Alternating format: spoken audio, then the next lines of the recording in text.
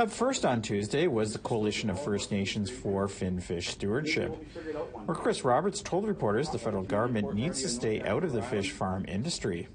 People 5,000 kilometers away should not be making political, activist-driven decisions for ancient nations that have been stewards of their lands and waters and resources since time immemorial.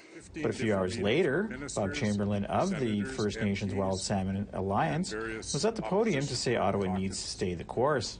The message that we bring is the support from across British Columbia of First Nations for the Liberal government's transition plan to remove fish farms from BC oceans. We met with Minister Murray, thanking her for the work that she has accomplished on Discovery Islands, that we see this as a vital step towards the protection of the dwindling BC salmon stocks. The Department of Fisheries and Oceans recently announced it will not be renewing the licenses of fish farms on BC's mid-coast, phasing out open-net salmon farms by 2025. Opponents of the industry say open-net farms harm existing aquatic life by spreading diseases such as sea lice, but Roberts says phasing out the farms is driving prices up. And this piece of salmon is going to become even more unaffordable for you and your families if these decisions continue. Not only because it's imported from far away, but because we no longer have the jobs of farming salmon in the communities.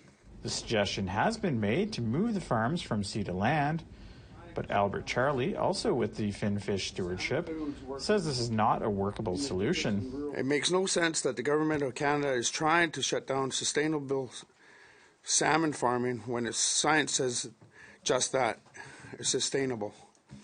We don't grow cows in waters. Why on earth would we grow salmon on land instead of our oceans?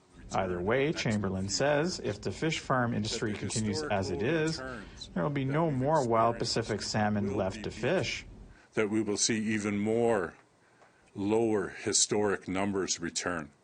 And it's because of that reality that we see the intense need to take every effort possible, every measure that's at the tips of government decision-making to safeguard wild salmon from extinction. Finfish Stewardship said responsibility for fish farms should be transferred from Minister of Fisheries and Oceans Joyce Murray to Minister of Crown Indigenous Relations Mark Miller, arguing fish farming is an inherent right. APTN News reached out to Minister Murray's office for comment, but did not hear back by airtime. Fraser Needham, APTN National News, Ottawa.